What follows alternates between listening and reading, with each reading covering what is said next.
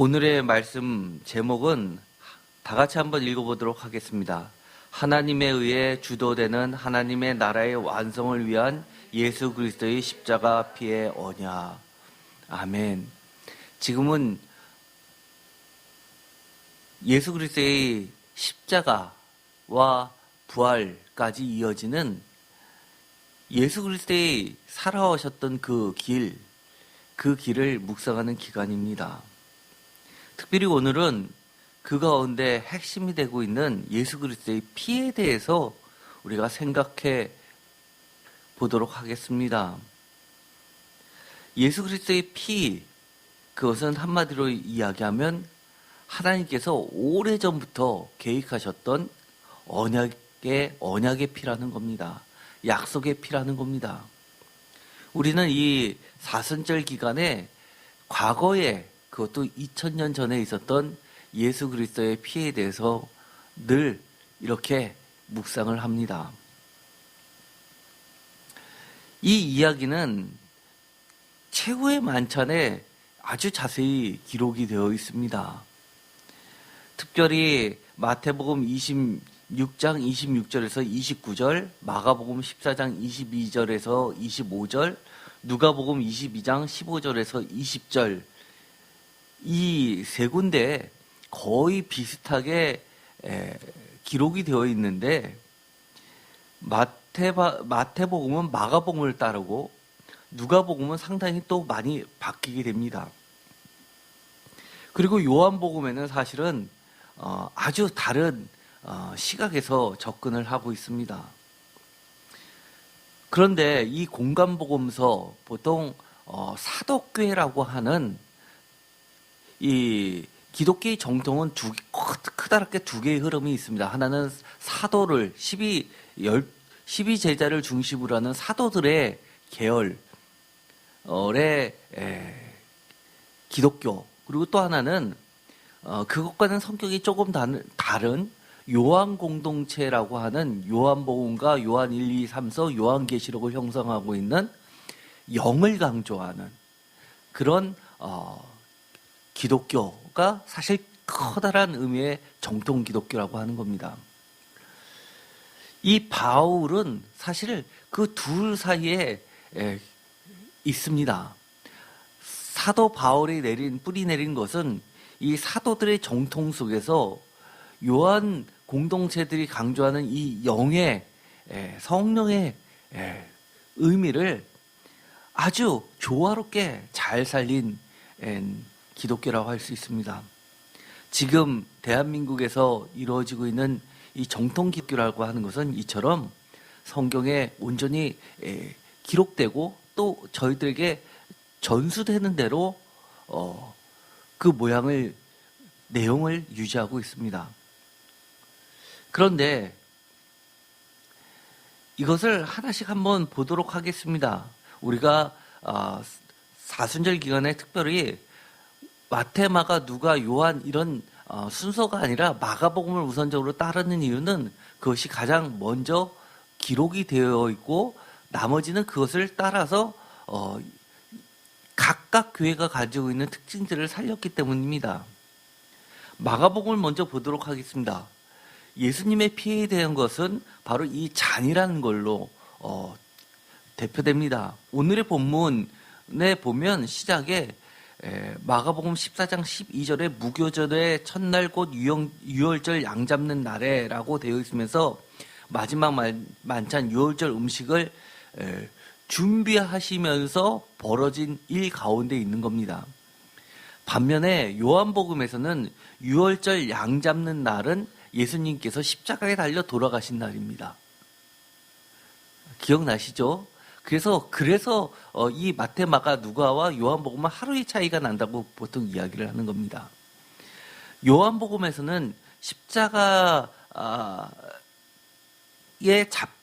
못 박히는 그 시간을 굳이 유월절 양 잡는 시간으로 맞춘 이유는 바로 예수 그리스도의 죽음이 유월절 어린 양이라는 사실을 가장 잘 드러낸 겁니다. 반면에 이 마가복음과 마태복음과 누가복음은 바로 무교절 철날 곧 유월절 양잡는 때 유월절 음식을 잡수시고 밤에 잡혀서 그 다음날 재판을 밤새 받으시고 규정에도 없이 사형에 처해지는 그 장면을 그려내고 있습니다. 그런데 그 가운데에서 마가복음 14장 23절 다 함께 읽어보도록 하겠습니다. 또 잔을 가지사 사례하시고 저에게 주시니 다 이를 마심에 24절 다 같이 읽겠습니다. 가라사대 이것은 많은 사람을 위하여 흘리는 바 나의 피 곧 언약의 피니라. 아멘. 여기서 핵심은 이겁니다. 23절에 잔을 가지사 사례하시고 이것은 우리가 시편 때 에고팔렛이라고 하는 것을 다루면서 했었던 부분입니다.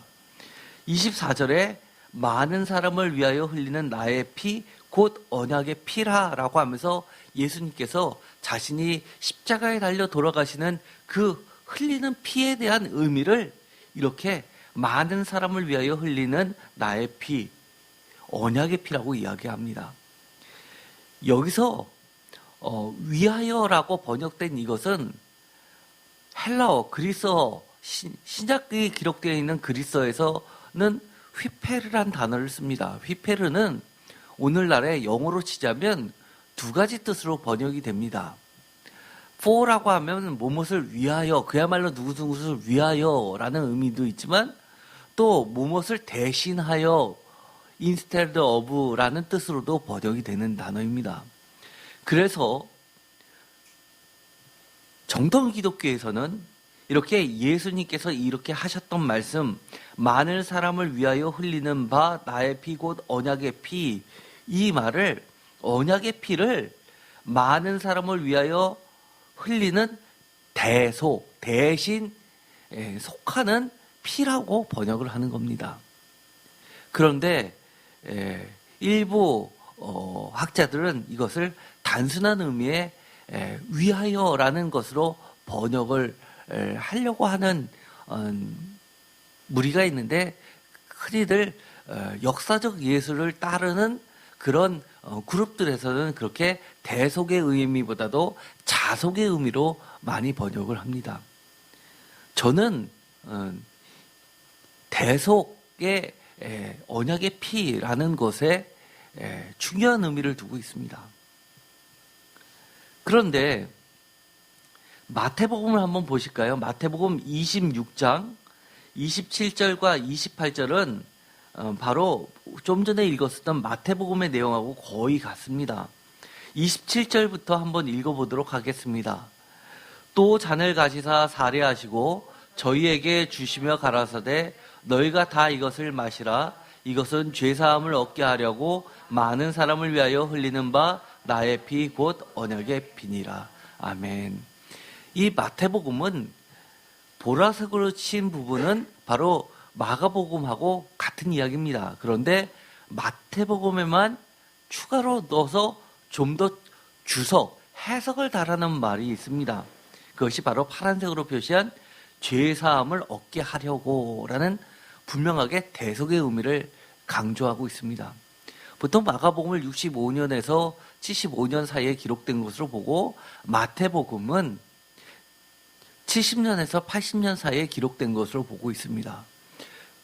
그렇다는 이야기는 이 휘페르라는 그 단어를 조금 더 명확하게 마태 공동체는 받아들이면서 그것을 표현했다라고 볼 수 있습니다. 반면에 누가복음을 한번 보도록 하겠습니다. 누가복음은 벌써 이것이 기록되어 있는 구절이 마가복음하고 마태복음보다는 훨씬 길다는 것을 느끼게 됩니다. 순서도 약간 차이가 있습니다. 잔도 마가복음과 마태복음은 한 번에 하지만 이 누가복음에서는 잔, 떠, 다시 잔으로 하면서 그 에고팔레시에 나와 있는 것 같은 그런 형식을 보다 따르고 있습니다. 그래서 학자들은 누가복음의 내용을 보고 이것은 하나의 예식으로 발전하기 전에 공동 식사라는 그 테두리 안에서 형성되었다는 것을 보여주는 자료라고 보는 겁니다.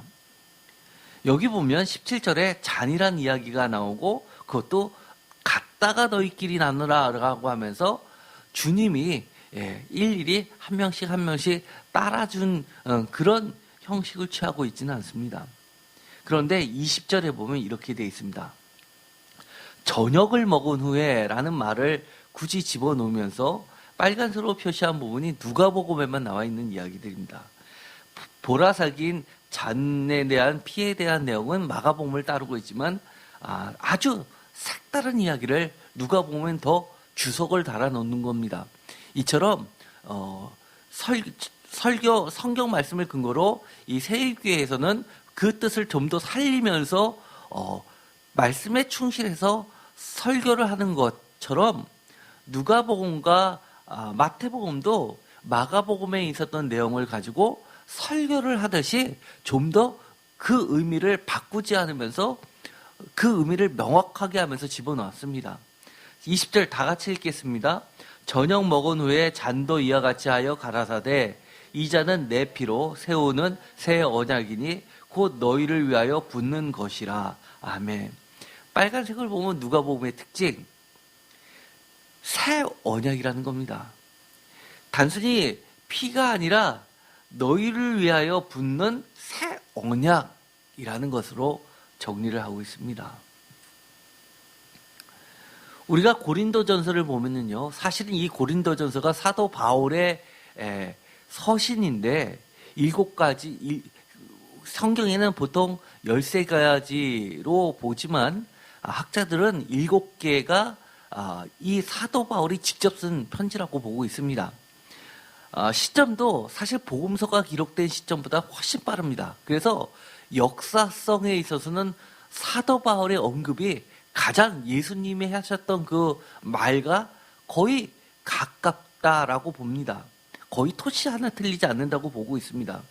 심지어 고린도전서 11장 23절부터는 바울이 이렇게 이야기합니다. 고린도 교회에다 편지를 쓰면서 다 같이 읽겠습니다.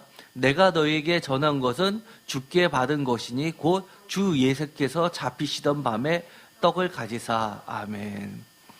여기 보면 이 떡과 잔에 나누기 전에 뭐라고 이야기하냐면 주께 받은 것이니 곧 주 예수께서 잡히시던 밤에라고 이야기를 합니다.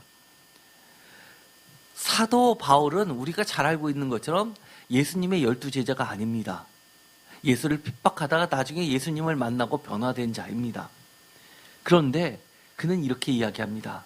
주께 받은 것이다. 내가 직접 주님께 받은 것이다. 그것을 너희에게 전한다 라고 이야기합니다. 특이하죠?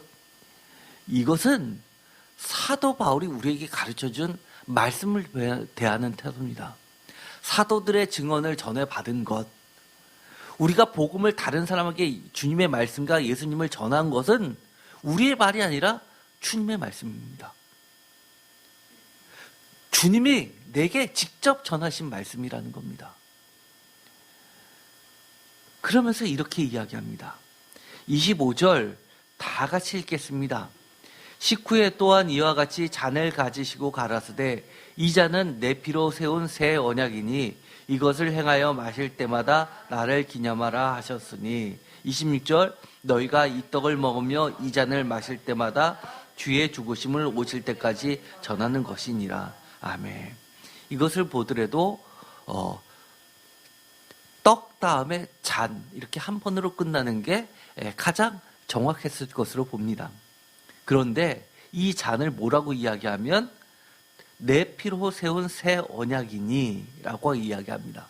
사실 이렇게 보면 사도 바울이 전하는 최초의 예수님이 하셨던 그 성만찬의 규정은 사실 뭐가 제일 가깝다는 이야기입니까? 누가복음이 오히려 가깝다는 겁니다. 이것을 Q에서 다루고 있습니다. 누가복음에서 있는 것처럼 내 피로 세우는 새 언약이다라는 것이 아주 중요합니다. 다시 한번 정리하면 마가복음에서는 분명하게 이 언약의 피를 많은 사람을 위하여 흘리는 나의 피가 예수 그리스도의 피이고 마태복음에서는 이것은 바로 죄사함을 얻게 하는 피다라는 것이고, 누가복음에서는 이것은 분명하게, 마가복음에서는 언약의 피라고 하는 것을 새로운 언약이다라고 강조를 하고 있고, 고린도전서 사도 바울에서는 내 피로 세우는 새 언약이라고 이야기하면서 주의 죽으심을 오실 때까지 전하는 것이라고 덧붙이고 있습니다. 이 사도 바울은 주께서 과거에 하셨던 것을 언제까지 연장시키고 있습니까? 바로 다시 주님이 오실 때까지, 우리가 주님을 마실 때까지입니다. 사실 주의 죽으심을 오실 때까지라는 이 말은 마가복음부터 계속 있었던 말씀입니다. 예를 들어서 25절에 보면, 마가복음 14장 25절에 보면, 진실로 너에게 이르노니 내가 포도나무에서 난 것을 하나님 나라에서 새 것으로 마시는 날까지 다시 마시지 아니하리라 라는 이 말에 포함되어 있다. 의미상으로는 그렇게 이야기할 수 있습니다. 마태복음에서도 그런 이야기가 그대로 들어가 있습니다. 29절에 보면, 포도나무에서 난 것을 이제부터 내 아버지 나라에서 새 것으로 너희와 함께 마시는 날까지 마시지 아니하리라 라고 되어 있습니다. 그런데 누가복음에 가면 사도 바울이 이야기한 것과 한층 더 비슷해집니다. 내가 너희에게 이르노니, 다 같이 읽겠습니다. 내가 이제부터 하나님의 나라가 임할 때까지 포도나무에서 난 것을 다시 마시지 아니하리라 하시고, 아멘. 여기에서는 마가복음과 마태복음에 이야기하는 것처럼 다시 하늘나라에서, 하나님 나라에서 너희와 함께 마신다라는 그 내용에서 더 나아가서 하나님의 나라가 임할 때까지라고 이야기합니다. 이것이 고린도 전서에 보면 오실 때까지라고 명확하게 하면서, 이 사도 바울은 예수님의 죽음을 기념하는 것에서 과거의 사건을 현재에 머무르는 것이 아니라, 반드시 주님은 다시 오실 거기 때문에 내가 늘 현재를 어떻게 산다는 겁니까? 미래처럼 산다는 겁니다. 주님이 오실 때처럼 그렇게 살아가면서 예수님을 전하면서 예수님과 함께 산다라고 그의 삶을 바쳤던 겁니다. 이것을 보면 어떤 분들은 많이 오해를 하십니다. 예를 들어서 오늘 읽었었던 본문에 보면, 마가복음 14장 12절부터 이 31절까지를 보면 이 이야기 전과 후에 무엇이 있냐면은 여러 가지 말씀들이 기록이 되어 있는데, 심지어 17절부터는 가룟 유다의 배신에 대한 이야기도 있고, 그 다음에 그 이후에는 마가복음에는 베드로가 3번 부인할 것에 대한 이야기도 있습니다. 물론 마태복음은 이 이야기가 다른 곳에 다르게 해석할 수 있는 여지는 있습니다. 어쨌든 간에 이런 것들을 보면서 이 언약의 피라는 이 언약을 마치 결정론적으로 이야기하는 것이, 그렇게 보는 시각들이 있습니다. 어떻게 보면 이것은 굉장히 잘못되고 위험한 사고입니다. 언약이라는 것과 정해져 있는 결정하고는 다른 이야기입니다. 오히려 하나님의 언약은 훨씬 더 큰 의미가 있습니다.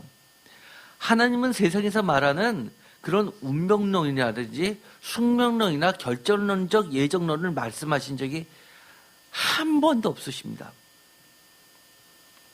흔히 우리가 예정론이라고 하면, 예정하고 하니까 정해질 정자가 뒤에 있다 보니까 미리 정해졌다라는 식으로 해서 운명론적으로 생각을 합니다.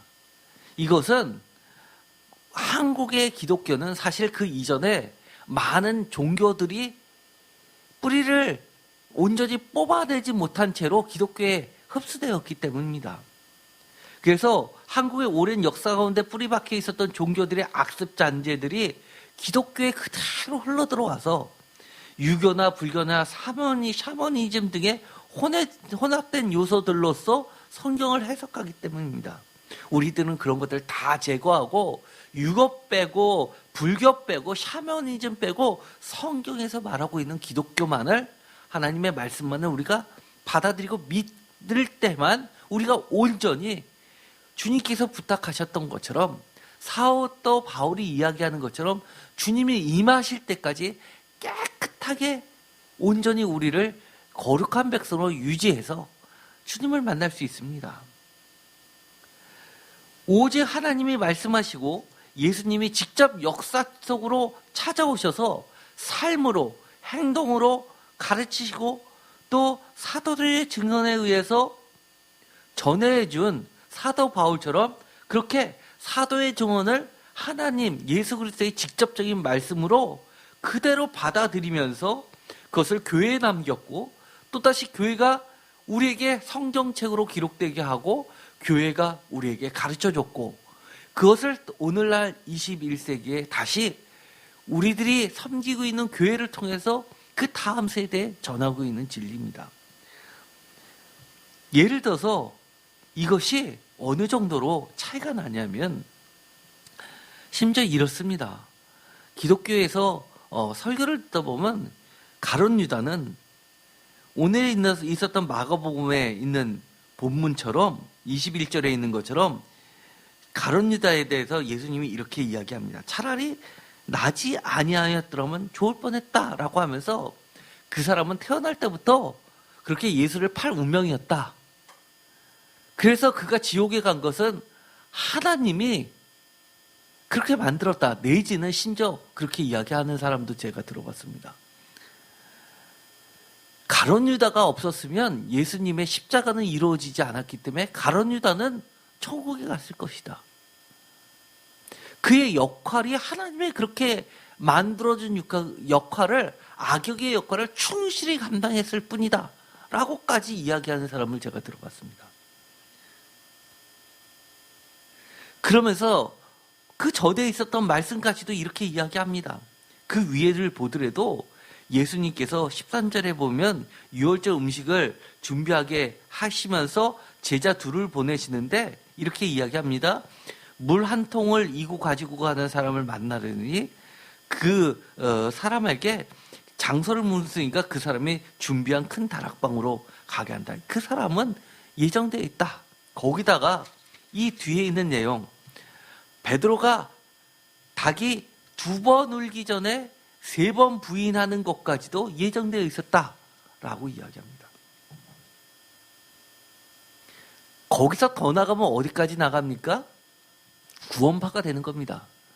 우리가 예수님을 한번 믿으면 우리가 어떤 일을 하더라도 결코 주님의 구원에서 떨어질 수가 없기 때문에 우린 이미 구원받았다. 이렇게까지 나가는 겁니다. 그러나 우리가 하나님의 말씀을 하나씩 하나씩 따져봐야 됩니다. 예수님의 피를 그렇게 헛되게 우리가 만들 수 없기 때문입니다. 이 베드로의 이야기와 가룟 유다의 이야기가 틀립니까? 사실 같습니다. 베드로에게 심지어 주님께서 이렇게 이야기했습니다. 변화산 사건을 보면 사탄아 물러가라 라고 이야기합니다. 그리고 오늘 있었던 본문에 보면 3번 부인할 것도 경고하셨습니다. 예언하셨습니다. 그런데 실제로 3번 부인하고 베드로는 예수 그리스도와의 그 눈과 마주치고 예수님께서 하셨던 말씀이 생각나서, 기억나서, 말씀이 기억나서 회개합니다. 그리고 위대한 교회의 기초가 됩니다. 맞지요? 가룟 유다도 마찬가지입니다. 그가 심지어 예수를 팔았다 하더라도 요한복음에 보면 이렇게 이야기합니다. 만찬 때 마지막 식사 시간에 이렇게 이야기합니다. 대제사장의 기도, 하나님께 올려드리는 기도를 하면서 내게 하나님께서 아버지가 내게 주신 그 한 명도 내가 잃지 않게 하려는 것이 기도의 주요 내용입니다. 그렇다는 이야기는 가룟 유다도 예수님이 하셨던 그 말씀을 기억하고 회개한다면 그도 위대한, 베드로보다도 더 위대한 사도가 됐을 겁니다. 그러나 그는 하나님의 약속인 예수 그리스도의 말씀을 기억했을 때 그 기억을 버리고 예수의 말씀으로 돌아가지 않았기 때문에 그는 영원한 지옥에 갈 수밖에 없었던 겁니다.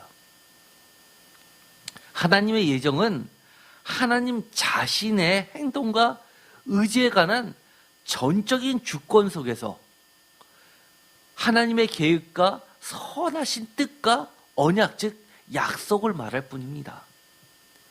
대표적으로 예수 그리스도의 십자가와 부활 사건은 모든 사람을 구원하시기 위한 보편적 사랑을 예정하셨을 뿐이지 결코 이를 거부하는 믿지 않는 이들을 따로 구원해서 제외시키지 않으셨다는 것을 이야기하는 겁니다.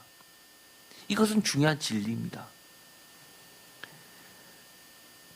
주님의 예언적 경고를 기억하다는 것, 주님께 다시 회개하고 돌아와 구원받을 수 있는 길에 들어설 수 있는 중요한 단서가 되는 겁니다. 그런 기회는 우리가 주님의 말씀을 기억할 때 기회가 충분히 누구에게나 열려 있습니다.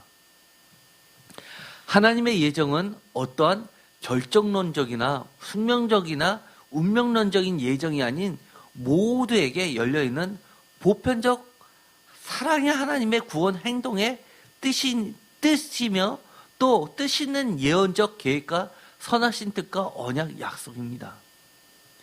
그래서 예수 그리스도의 십자가의 언약의 피는 하나님께서 오래전 태초부터 계획하셨던 거룩한 뜻이 예수 그리스도에 의해서 완성되어지는 것이고 이것을 바로 성경에서 말하는 예정입니다. 그 말이 그 말 같습니까? 사실 이 말은 하나하나씩 쪼개본 깊은 묵상을 해야 할 단어들입니다. 하나님의 예정은 하나님의 약속 언약이며 그 누구 때문에서가 아니라 예를 들어서 아까도 얘기하였듯이 가룟 유다에 의해서 예수님의 피가 이루어진 것이 아니라 하나님의 전적인 주권 속에 놓여 있습니다. 하나님 자신의 약속 말씀을 상대방의 불성실이나 부족함 때문에도 불구하고, 즉 우리들의 불신이라든지 세상의 죄악이라든지 이런 것에도 불구하고 하나님 스스로 지키시려는 신실함, 성실하심을 나타내는 말이기도 합니다. 상대방이 불성실하니까 나도 안 지켜가 아니라 그럼에도 불구하고 하나님 자신 때문에 절대적인 하나님의 주권 안에서 이루어지는 하나님의 거룩한 뜻이라는 겁니다. 예정이라는 이 개념은 하나님의 절대 주권이 포함되어 있습니다. 그렇기 때문에 이 마가복음을 쓴 저자는 마가교회의 설교집이죠. 설교 모음집이죠. 이 마가복음을 쓴 마가 공동체의 저자는 어떻게 이야기하고 있냐면 이 잔과 예수님의 십자가 사건을 이야기하면서 철저하게 스가랴서를 대거 인용합니다. 이것을 보기 전에 배경 지식으로 스가랴서를 이해하려면 이것을 이해해야 합니다. 저희가 예레미야서 때 이것을 여러 정리한 적이 있습니다. BC 721년에 아수르에 의해서 북이스라엘이 멸망이 됐습니다. 그리고 주전 612년에 바벨론에 의해서 아수르도 니느웨가 함락되는 사건이 일어나면서 고대 근동은 바벨론의 세계로 빠지게 됩니다. BC 605년에 여호야김 4년에 갈그미스 전투가 일어나는데 이때는 완전히 애굽도 바벨론의 영향 아래 놓이게 됩니다. 실질적으로. BC 587년 또는 586년에 시드기야 왕 때 바벨론에 의해서 예루살렘이 함락되어집니다. 그리고 성전이 파괴됩니다. 그래서 이것을 근거로 유대인의 금식이 중요한 금식 4가지가 나오는데 4월 금식은 바로 17일 날 예루살렘의 함락을 기념하는 금식이고 5월 금식은 9일 날 바로 성전이 파괴된 날을 금식하는 겁니다. 그리고 7월 달은 마지막 그들의 왕이라고 할 수 있는 그달랴가 암살되던 때입니다. 그리고 10월에는 예루살렘 포위가 시작된 날이라서 10월 10일 날 또 금식을 하는 4개의 절기를 지금까지 지키고 있는 겁니다. BC 537년에 스룹바벨에 의해서 페르시아 시대 때 1차 기환이 일어납니다.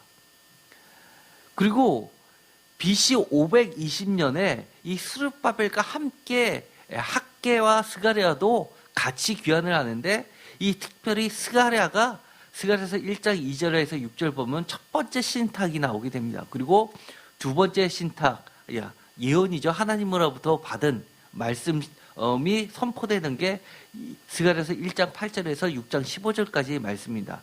세 번째가 바로 BC 518년에 스가랴 7장 2절에서 14장 21절까지의 말씀이 기록이 되어 있습니다.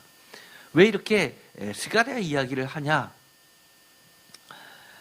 여기서 중요한 것은요, 1차, 2차, 3차의 포로기 기한을 보면요, 1차 때 우리가 지금 말씀드린 것처럼 BC 537년 그리고 515년에 스룹바벨 성전 재건이 일어납니다.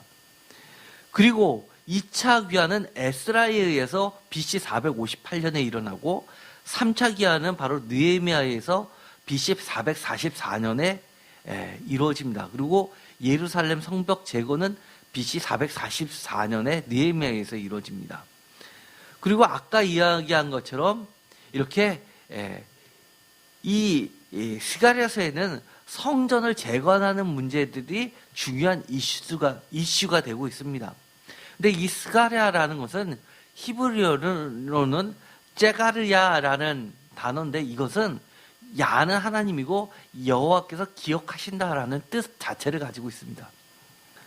그래서 바사왕 다리오왕 2년 6월에 이 학계를 같이 동시대의 학계와 동시대의 이 예언자인 스가랴를 부르시게 됩니다. 그래서 페르시아의 다리오왕 같은 해 2년 8월에 예언자로 불러서 예언을 시작하게 됩니다.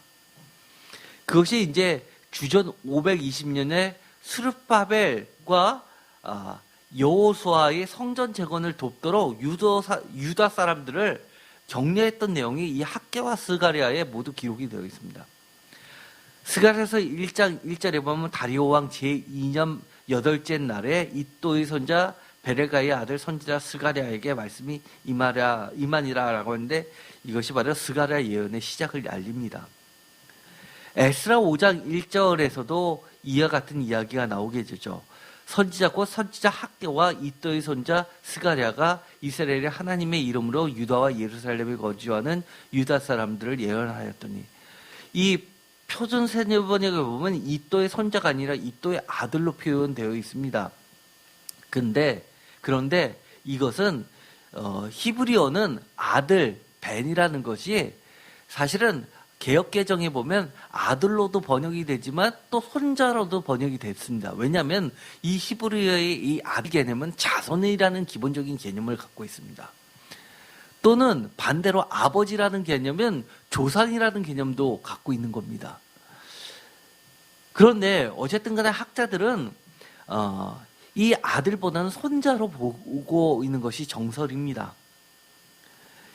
에스라서 5장 2절에 보면 스알디엘의 아들 스룹바벨과 요사닥의 아들 예수아가 일어나, 예수아는 여호수아랑 같은 말입니다. 예루살렘에 있던 하나님의 성전을 건축하려 시작하는데 하나님의 선지자들이 함께 있어 그들을 돕더니라고 하면서 이 학개와 스가랴는 이렇게 성전 재건의 중심 선지자 예언자 역할을 하게 됩니다. 그리고 이 예수아는 여호수아와 같은 말이고 이 시작이 왔으면 예수하고 같은 말이 되는 겁니다. 그런데 이 이또의 손자 스가랴는 느헤미야서 12장 보면, 그리고 역대하 9장 29절과 12장 15절에 보면 무엇으로 나오냐면 제사장 레위 자손으로 보고 있습니다. 이 레위인은 특별히 선정 제군을 할 때 성전을 감독하는 일들을 했던 사람입니다. 그래서 어떻게 보면 이 스가랴는 제사장 집안, 그리고 레위인 집안, 제사장이면서 예언자입니다. 사실 메시아라고는 기름 부음 받은 자는 세 개의 경우죠. 왕, 제사장, 그리고 선지자입니다. 그 중에서 이 스가랴는 두 개를 하나로 통합된 자이고, 예수님은 이 세 가지가 다 통합된 자입니다. 역대하에 보면 스가랴의 할아버지를 이또를 성전자라고 명확하게 하며, 르호보암의 처음부터 끝까지의 행적을 이 성전자 이또의 족보책에 기록을 시키면서 이것은 남아있지 않은 책입니다. 하지만 어쨌든 간에 이것은 그 당시에 선지자나 제사장이나 또는 예언자들의 어떠한 일을 했는지를 보여주는 중요한 본문입니다. 그런데 스가랴라는 것은 여호와께서 기억하신다라는 의미라고 했습니다. 이 스가랴는 스가랴서를 보면 많은 구약의 예언들을 그대로 인용하고 있는데, 이전의 예언자들, 예를 들어서 아모스, 호세아, 이사야, 예레미야, 에스겔 등을 통해서 여호와께서 약속하셨던 그 말씀들을 스가랴가 있었던 스가랴 당시에 현재의 하나님의 백성인 유대인들에게 어떻게 약속들을 기억하시고 현재 그가 살고 있는 현재 이 성전 재건이라는 위대한 하나님의 과업이 이루기 위해서 아직까지도 다 끝나지 않은 포로기에서 어떻게 하나님께서 그 말씀들을 이루어 나가실지에 대해서 관심을 집중시키고 있습니다. 그래서 과거의 말씀들의 의미를 현재와 그리고 앞으로 미래에 여전히 유효하고, 또 지금도 실현되어 가고 있는 하나님의 언약, 약속 자체에 현재 자기의 역할은 강력한 생명력을 불어넣어서 그 생명력을 사람들이 느끼게끔 해주는 것이 자신의 역할이라고 믿었던 자입니다. 좀 얘기가 복잡한데요. 간단히 얘기하면 이런 겁니다. 스가랴는 과거에 많은 선지자들이 했던 얘기를 다시 들려주면서, 이것이 과거의 사건이 아니라 지금 스가랴가 여호와께서 기억하시냐, 뭘 기억하시냐 하면 하나님께서 우리에게 하셨던 그 약속의 말씀을 하나님은 기억하신다는 겁니다. 그러면서 나는 여러분들에게 이 말씀을 전하는 것은 여러분들도 하나님의 그 말씀을 내십시오라는 겁니다. 하나님의 말씀을 기억하면 하나님이 지금도 그 말씀을 이루고 계시고 있다는 사실을 여러분도 아셔서 그 약속의 말씀을 붙잡고 지금도 여러분이 그 약속대로 하나님이 행동하시고 있는 그 행동에 여러분도 동참하시라는 겁니다. 그런데 이 마가복음에 와서는 오늘 읽었던 12절의 말씀부터는 대거 스가랴의 말씀을 다 인용합니다. 그러면서 뭐라고 이야기하면 과거 하나님이 약속하셨던 모든 말씀들이 빠짐없이 오늘 예수 그리스도에 의해서 성취되고 있다는 것을 이야기합니다. 나아가서 앞으로 미래에도 계속 종말론적으로 완성되어 가고 있는 하나님 나라로 지금 진행되어 가고 있고 앞으로도 그렇게 될 것이기 때문에 우리는 이 예수님의 과거의 사건이 아니라 예수님의 이 마가복음이 예수님이 돌아가시고 나서 40년 후에나 지어졌음에도 불구하고 그것이 과거가 아니라 지금 40년이 지금 지난 현재에도 여전히 예수님의 그 피는 더 큰 하나님의 언약이라는 그 약속 속에서 생동감 있게 살아있으며 우리가 죽고 앞으로도 하나님 나라가 이루어질 때 예수님이 하셨던 그 말씀들은 다 하나도 빠짐없이 성취될 것이다라고 이야기하고 있는 겁니다. 그래서 많은 구약의 본문들 중에서 특별히 이 순환사라고 하는 가장 하이라이트 부분에 스가랴서를 대거 인용합니다. 유대인의 전통에서는 70인역의 성경을 따라서 시편 137편과 138편을 스가랴의 저작으로 그렇게 보고 있습니다. 또 145편에서 148편을 학개와 스가랴의 공동 저작으로 믿고 있습니다. 사실 제가 시편을 이야기할 때 이 이야기는 하지 않았습니다. 왜냐하면 히브리 성경을 보면 145편은 다윗의 찬양시로 되어 있고 146편부터 150편까지는 제목이 없는 무명시입니다. 그렇다는 이야기는 히브리 성경은 145편부터 150편까지를 전부 다 누구의 시로 읽으십시오라는 뜻이냐면 다윗의 찬양시로서 읽었던 겁니다. 다윗 왕조차도 참된 메시아를 향해서 부르는 찬양시로 봤던 겁니다. 137편은 여러분 기억나십니까? 어떤 시였습니까? 137편 세상에서 가장 슬픈 노래라고 하면서 바벨론 강가에서 그 찬양이었습니다. 한번 볼까요? 우리가 이 이야기는 스가랴를 저자로 보면 70인역, 훨씬 후대의 성경이죠. 70인역 성경을 기준으로 한번 보는 겁니다. 한번 볼까요? 137편을 그 시각으로 다시 보면 이런 말이 나옵니다. 137편 6절입니다. 다 같이 읽겠습니다. 내가 예루살렘을 기억하지 아니하거나 내가 가장 즐거워하는 것보다 더 즐거워하지 아니하지인데 내 혀가 내 혀전에 붙을지로다. 7절 여호와여 예루살렘이 멸망하던 날을 기억하시고 에돔 자손을 치소서. 그들의 말이 헐어버리라 헐어버리라 그 기초까지 헐어버리라 하였나이다. 아멘.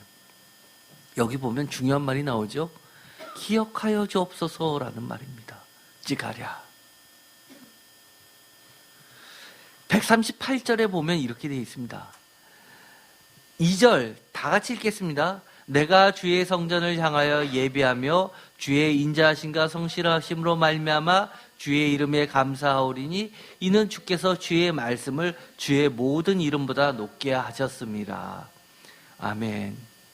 이것은 138편도 주요 주제는 성전입니다. 스가랴는 철저하게 하나님 앞에 성전이 무너졌을 때 하나님 기억하여 주십시오 라고 하면서 성전 재건을 이야기한 겁니다. 145편부터 148편도 이 70인역 유대인의 전통에 따라서 한번 읽어볼까요? 145편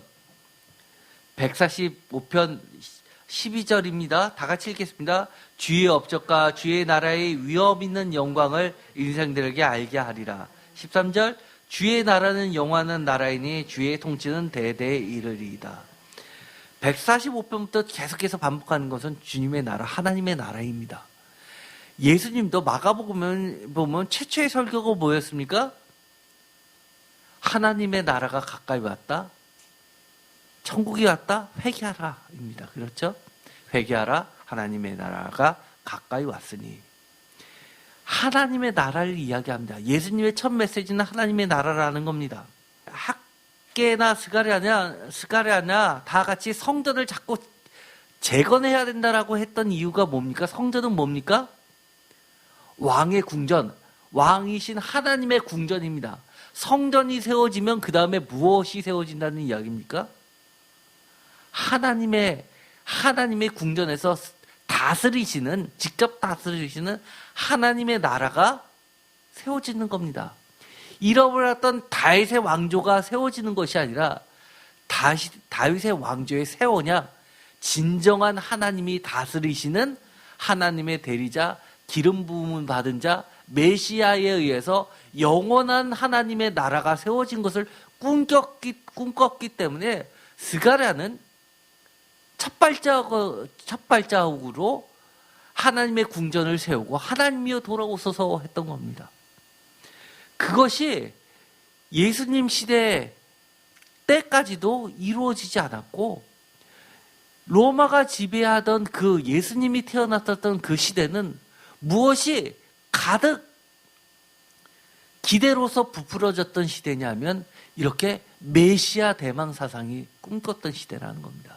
그 가운데 결정적일 때 예수님이 기름 부음 받은 자로서 장사 전에, 죽음 전에 향유 부은 여인에 대해서 머리의 왕으로서 기름 부음을 받으면서 복음이 전파될 때까지 이 여인이 했던 행동, 바로 예수님의 죽음을, 장사를 준비했던 복음의 시작이라는 겁니다.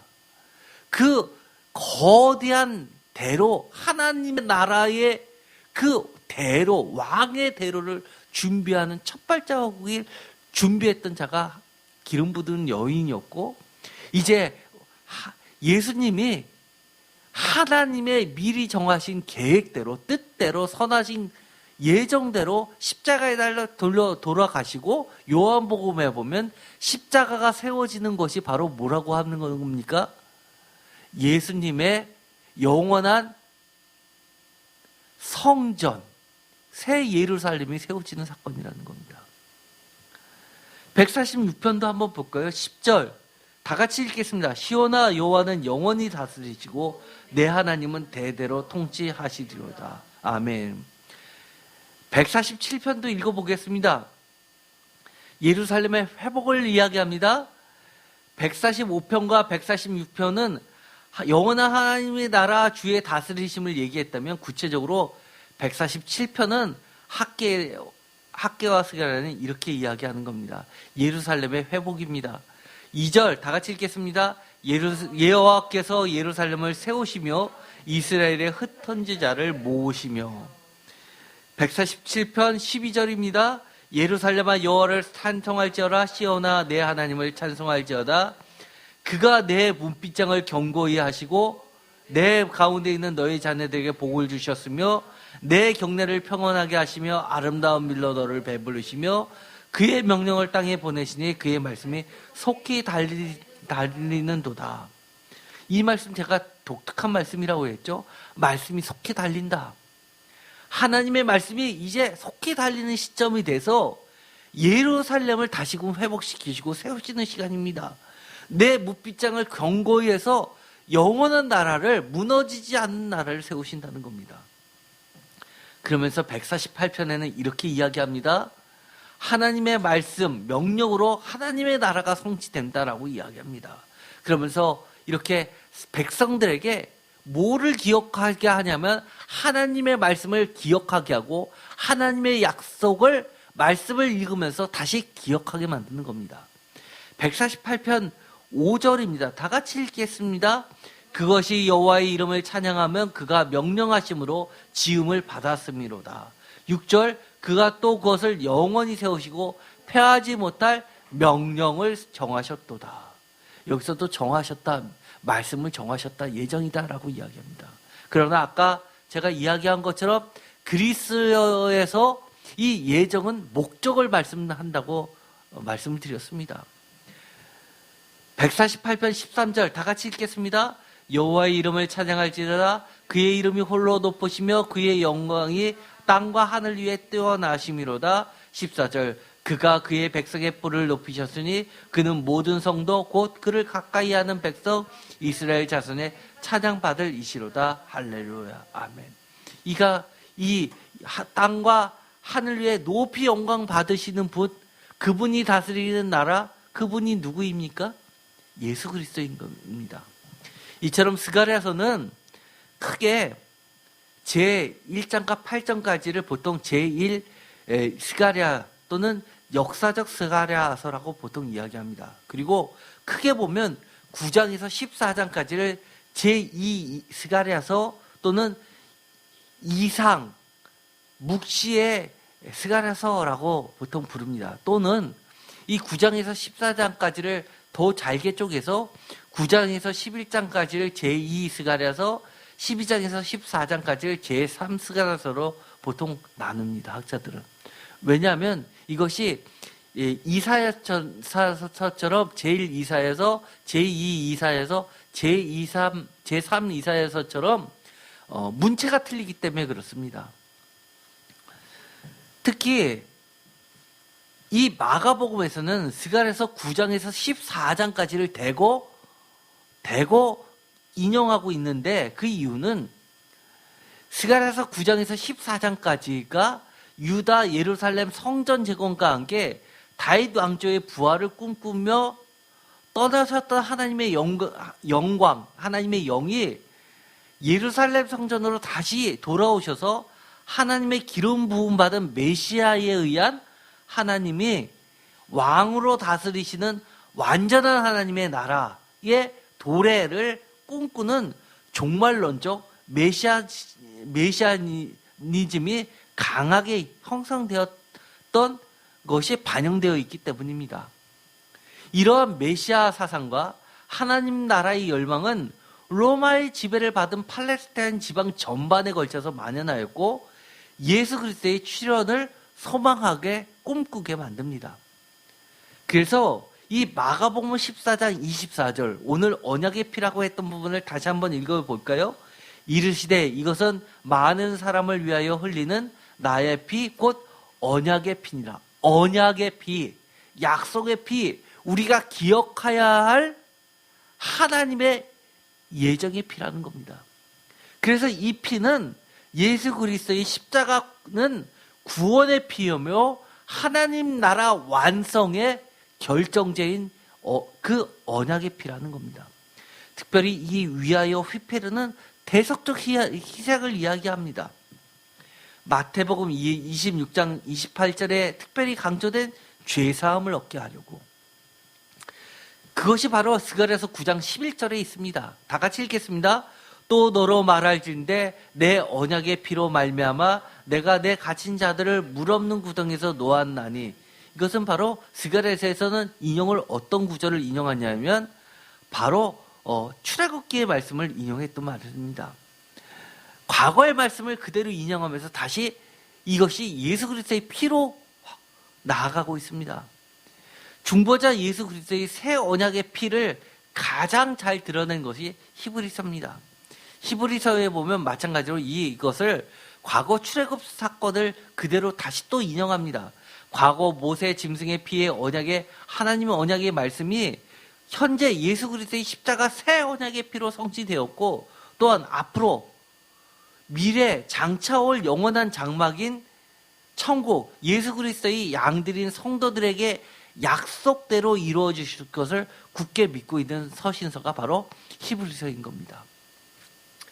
히브리서에 보면 이렇게 언약의 피에 대한 이야기가 9장 20절, 10장 29절, 12장 24절, 13장 20절, 7장 22절과 8장 6절에 나와 있습니다. 히브리서 9장 20절 다 같이 읽겠습니다. 이르되 이는 하나님이 너에게 명하신 언약의 피라 하고, 이 언약의 피는 19절에 있는 것처럼 모세의 그 제사에 쓰였던 그 언약의 피를 이야기하는 겁니다. 출애굽하고 나서 제사의 제도를 책정할 때 언약의 피라고 이야기합니다. 히브리서 9장 22절에 보면 다 같이 읽겠습니다. 율법을 따라 거의 모든 물건이 피로써 정결하게 되느니 피 흘림이 없은즉 사함이 없느니라. 피를 흘림이 없이는 죄를 사함이 없어지지 않습니다라고 표준세번역으로 번역합니다. 이것이 바로 마태복음의 해석이기도 합니다.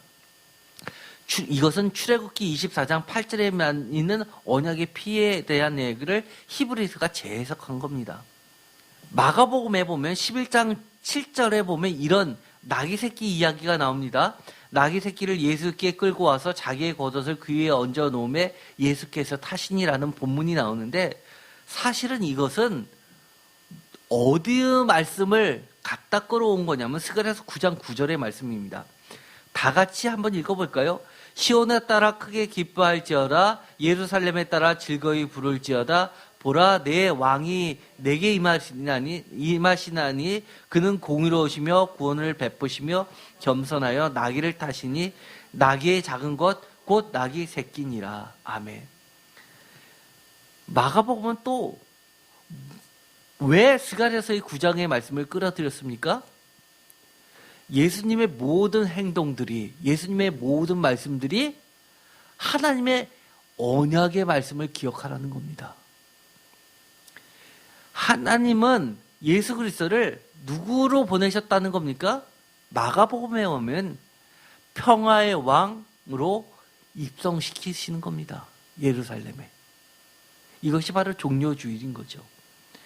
야훼의 날, 마가복음 14장의 25절을 보면 진실로 너에게 이르노니 내가 포도나무에서 난 것을 하나님 나라에서 새 것으로 마시는 날까지 다시 마시지 아니하리라 하시니라 라고 하면서 하나님의 나라, 장차 임할 하나님의 나라, 영원한 나라를 이야기하는데 그것도 스가랴서 14장 9절의 말씀을 가지고 말씀하십니다. 다 같이 읽겠습니다. 여호와께서 천하의 왕이 되시리니 그날에는 여호와께서 홀로 한 분이실 것이요 그의 이름이 홀로 하나이실 것이로다. 스가랴서 9장 10절 다 같이 읽겠습니다. 내가 에브라임의 병과 예루살렘의 말을 끊겠고 전쟁하는 활도 끊으리니 그가 이방 사람에게 화평을 전할 것이요 그의 통치는 바다에서 바다까지 이르고 유브라데 강에서 땅끝까지 이르리로다. 아멘. 여기도 마찬가지입니다. 또 버림과 흩어짐의 이야기도 마가복음에서 이야기를 합니다. 마가복음 14장 27절, 28절 다 같이 읽겠습니다. 예수께서 제자들에게 이르시되 너희가 다 나를 버리리라 이는 기록된 바 내가 목자를 치리니 양들이 흩어지리라 하였습니다. 그러나 내가 살아난 후에 너희보다 먼저 갈릴리로 가리라. 흩어지고 다시 모으는 이야기를 합니다. 그러나 이것도 스가랴서를 가지고 옵니다. 스가랴서 13장 7절 다 같이 읽겠습니다. 만군의 여호와가 말하노라 카라 깨어서 내 목자 내 짝된 자를 치라. 목자를 치면 양이 흩어지려니와 작은 자들 위에는 내가 내 손을 들이우리라. 아멘. 마가복음 14장에도 회복의 이야기를 하는데 다시 갈릴리로 가리라라고 하면서 회복시키는데 그것도 스가랴서 13장 8, 9절의 말씀을 그대로 가져옵니다. 다 같이 읽겠습니다. 여호와가 말하나 이 온 땅에서 3분의 2는 멸망하고 3분의 1은 거기 남으리니 내가 그 3분의 1을 불 가운데 던져 은같이 연단하며 금같이 시험할 것이라. 그들이 내 이름을 부르니 내가 들을 것이며 나는 말하기를 이는 내 백성이라 할 것이요 그는 말하기를 여호와는 내 하나님이라 하시리라. 아멘. 회복의 남은 자 사상도 스가랴의 말씀입니다. 예수 그리스도의 십자가와 부활 사건, 예를 들어서 십자가와 부활 사건이 이루어진 것이 바로 감람산입니다. 마가복음 14장 보면 이 이야기가 끝나고 그들이 찬미하고 감람산으로 올리브산으로 갔다라고 되어 있는데 그것이 마가복음 15장 42절은 이날은 준비일 곧 안식일 전날이므로 그 안식일 전날 그 밤에 일어난 사건입니다. 그런데 스가랴서 14장 4절 다 같이 읽겠습니다. 그날에 그의 발이 예루살렘 앞 곧 동쪽 감람산에 서실 것이요 감람산은 그 한가운데가 동서로 갈라져 매우 큰 골짜기가 되어서 산 절반은 북으로 절반은 남으로 옮기고 그날이 오면 주께서 예루살렘 맞은편 동쪽 올리브산 위에 발을 디디고 이것은 십자가 사건을 얘기하는 것과 동시에 예수님이 부활 때 승천 때 이렇게 이야기하시죠. 너희가 본 그대로 오리니. 이것은 스가랴서를 그대로 예언을 성취시키는 사건으로 보았고 더 나아가서 앞으로 재림 때에도 성취될 사건으로서 스가랴서를 이야기하는 겁니다. 요한복음에 보면 십자가의 죽음은 곧 유월절 양 잡는 시간에 벌어집니다. 요한복음 13장 1절 유월절 이야기가 나오고 18장 28절에 보면 그들이 예수를 가야바에게서 관정으로 끌고 가니 새벽이라 그들은 더럽힘을 받지 아니하려고 유월절 잔치를 먹고자 하여 관정에 들어가지 아니하니 이 이야기는 이때가 언제라는 겁니까? 유월절 잔치를 먹고자 하는 거니까 유월절 바로 전날이라는 거죠. 그리고 유월절 전날이 아니라 유월절 식사를 아직 하지 않은 시간이라는 겁니다. 그래서 요한복음 19장 14절 보면 다 같이 읽겠습니다. 이날은 유월절의 준비일이요 때는 제6시라 라고 하면서 십자가에 달려 돌아가는 시기를 유월절의 준비일이요 라고 하면서 어린 양을 도살하는 날로 잡는 겁니다. 아까 보면 마가복음에서는 유월절 식사를 이미 하셨지만 이것은 유월절 식사를 준비하는 양 잡는 시간에 하루 전에 그렇게 되는 겁니다. 그리고 이 가룟 유다의 사건도 이렇게 되어 있습니다. 은 30 이야기를 합니다. 그런데 마태복음 27장 9절에는 이에 선지자 예레미야를 통해 하신 말씀이시다라고 은 30을 거론합니다. 그런데 사실은 예레미야서에 나온 이야기가 아니라 스가랴서에서 나온 이야기입니다. 스가랴서 11장 12절 13절 다 같이 읽겠습니다. 내가 그들에게 이르되 너희가 좋게 여기거든 내 품삯을 내게 주고 그렇지 아니하거든 그만두어라. 그들이 은 30개를 달아서 내 품삯을 삼은지라. 13절 여호와께서 내게 이르시되 그들이 나를 헤아린 바 그 삭슬 토기장에게 던지라 하시기로 내가 곧 은 30개를 여호와의 전에서 토기장에게 던지고. 이것도 스가랴서에 나온 이야기입니다. 그래서 이 마태복음의 예레미야를 통하여 하신 말씀, 이거는 이 당시에 마태복음을 기록할 당시에 그들이 갖고 있었던 예레미야의 예레미야서는 일부는 이렇게 이 말이 예레미야서에 기록되어 있는 게 사본이 있었을 수 있다라고 주장하시는 분도 있지만 어쨌든 간에 지금은 스가랴서를 기준으로 하고 한 이야기라고 봅니다. 그래서 이 이야기조차도 마가복음은 다 대거 무슨 이야기를 끌어옵니까? 스가랴서. 그 이야기는 뭡니까? 그 일면에 예수의 이 십자가 대속의 피의 사건을 다 뭐라고 강조하는 겁니까? 예수 그리스도의 십자가의 피는 오래전부터 하나님이 언약하셨던 그 언약의 말씀대로의 피라는 겁니다. 그 이야기는 앞으로도 다시 오실 예수님을 우리가 맞이하려면 우리 성도 모두가 끝까지 붙잡고 가야만 될 언약의 말씀이라는 겁니다. 그래서 우리가 그것을 이 언약의 말씀을 붙잡았을 때는 우리가 결국은 하나님 나라에 들어갈 소중한 대속의 피라는 겁니다. 이것이 굉장히 중요합니다. 이거는 비록 써있지는 않지만 이거는 스가랴서를 통해서 계속 마가복음에서 우리에게 강조하고 있는 말이라는 겁니다. 그렇다는 얘기는 이 주님께서 하셨던 말씀, 이것은 내가 많은 죄를 사하기 위하여 많은 사람을 흘리는 내 피다라는 이 말씀은 우리가 언제까지 붙잡고 가야 할 소중한 말씀이라는 겁니까?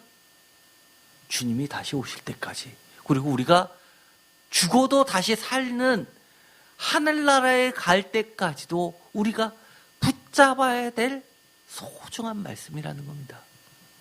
요즘에 많은 기독교가 공격을 받습니다. 많은 별의별 소리들 다 합니다. 예수 그리스도의 그 피로 세우신 기독교 교회가 일제시대 때도 예배는 멈춰지지 않았습니다. 그런데 요즘에 인터넷에서 유명인이 나는 기독교인인데도 제사 지냅니다. 예배 동영상으로 부르면 뭐가 잘못됐습니까? 예수 십자가의 피로써 세워주시고 우리에게 성경 말씀으로 수없이 말씀하시는 그 약속의 말씀들을 우리도 예수님처럼 목숨 걸고 지켜야 되지 않겠습니까? 7대 원칙 다 지키면서 정부의 협조 다 하면서 그러면서 우리가 예배를 이어나가야 되지 않겠습니까? 우리 기독교가 언제 운명론처럼 받아들여서 기독교, 유교, 그리고 불교 다 짬뽕시켜서 자기 마음대로 불편할 때는 이렇게 하고 편할 때는 이렇게 하고 하는 그런 기독교로 전락시키지 말고 우리가 스가랴서에서 이야기하는 것처럼 말씀 그대로를 붙잡고 사는 참된 성도들이 모두 되기를 축원드립니다. 기도하고 마치겠습니다. 하나님 감사합니다. 오늘도 거룩한 주일을 허락해 주셔서 우리가 이렇게 성전을 지키며 예배를 드릴 수 있게 하심이 얼마나 감사한지요. 이 땅에 주님께서 어떻게 피를 흘리셨고 복음을 주셨고 교회를 주셨는데 그리고 예배하게 하셨는데 이 땅이 점점 교회가 무너지고 예배가 사라지는 시대 위기에 접하게 됩니다. 주님, 이 모든 난국을 하나님의 영광을 위하여, 하나님의 백성들을 위하여, 하나님의 나라를 위하여 온전히 깨끗게 정케하여 주옵소서. 하나님, 우리가 오늘을 살아가는 이유, 예수 그리스도의 피 때문이라는 것을 다시 한번 깊이 새기게 하여 주옵소서. 오늘 주님께서 우리에게 너무 중요한 말씀, 내 피는 많은 사람들의 죄를 속하기 위하여 흘리는 피라고 말씀하셨습니다. 그 말씀은 지금도 유효하고 우리가 영원한 하나님 나라에 들어가고 주님이 다시 오실 때까지 붙잡아야 될 소중한 하나님의 말씀입니다. 소중한 하나님의 말씀들은 과거의 사건이 아니라 오늘 내가 지금 힘들어도 굳게 지키고 붙잡고 살아가야 할 소중한 말씀이고 또 우리가 죽어서라도 다시 살아나서 하나님 나라에 들어갈 때까지 살아있고 유효한 말씀입니다. 우리가 하나님의 말씀을 소중히 여기고 끝까지 붙잡고 나아감으로써 하나님이 다스리는 하나님의 나라에서 예수 그리스도께서 우리에게 허락해 주신 그 예수 그리스도의 생명 피의 대가로 주어진 그 예수 그리스도의 피를 십자가를 붙잡고 나가는 우리 모두가 되게 하여 주옵소서. 예수 그리스도의 이름으로 기도드렸습니다. 아멘.